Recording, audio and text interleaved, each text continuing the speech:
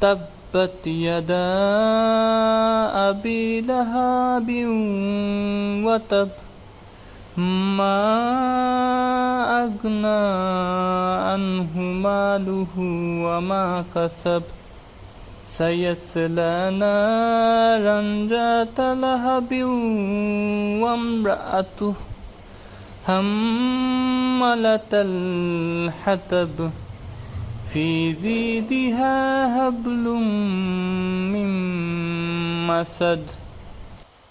সংক্ষিপ্ত অর্থ: ধ্বংস হোক আবু লাহাবের দুই হাত এবং সে নিজেও ধ্বংস হোক। তার ধন সম্পদ ও যা সে উপার্জন করেছে তা তার কোনো কাজে আসেনি। সে শীঘ্রই শিখাযুক্ত অগ্নিতে প্রবেশ করবে এবং তার স্ত্রীও, যে ইন্ধন বহন করত। তার গলায় পাকানো রজ্জু থাকবে।